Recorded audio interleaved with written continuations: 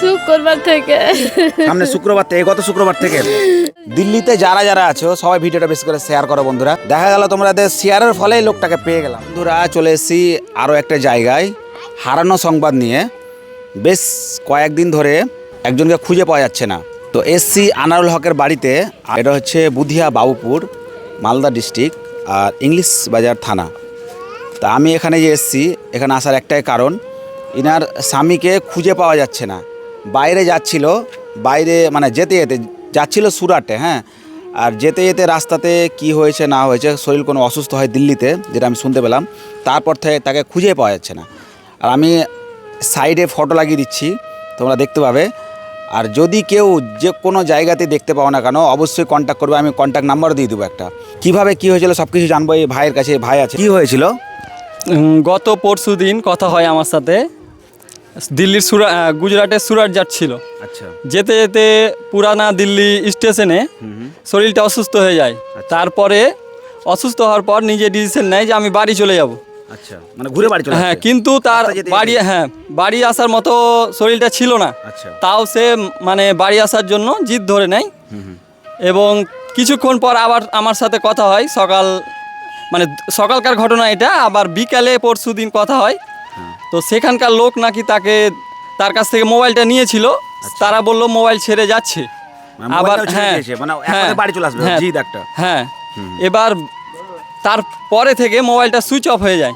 আচ্ছা। আবার আজকে বর্তমানে সুইচটা খোলার পরে একটা লোক পেয়েছে সেই মোবাইলটা নাকি গাজিয়াবাদে আছে। তো হ্যাঁ, গাজিয়াবাদে আছে। যদি কেউ খোঁজ খবর দেয় কিংবা ওকে নিয়ে এসে দেয়, কিছু খরচ দিবা? হ্যাঁ, সমস্ত খরচ দেবো।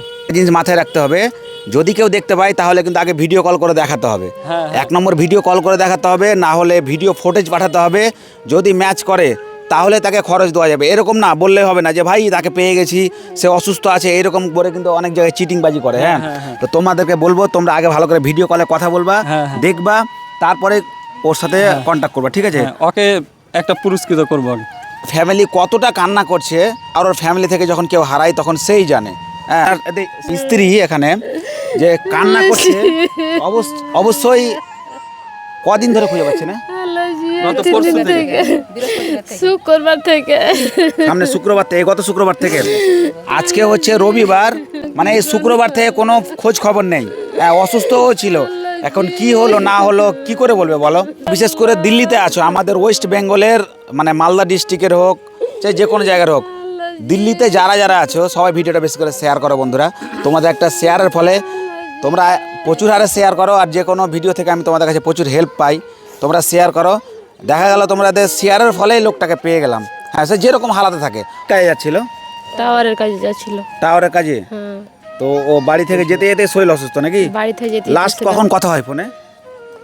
আমি কথা শুক্রবার দিন 6টার সময় কথা হয়েছি, 6টা না 7টার বেটা। তখন কি বলছিল ফোনে? ও টাকাই চাচ্ছিল, দিয়ে তনকে কইছি যে আমি বাড়ি চলে আসবো, এটি কথা কইলে বাড়ি চলে আসবো। হ্যাঁ, আর হার সাথে কথা হয়নি। কিন্তু তারপরে কোনো ফোন করেনি? না, ফোন করেনি। কারণ অন্য কোন নাম্বার ফোন করেনি।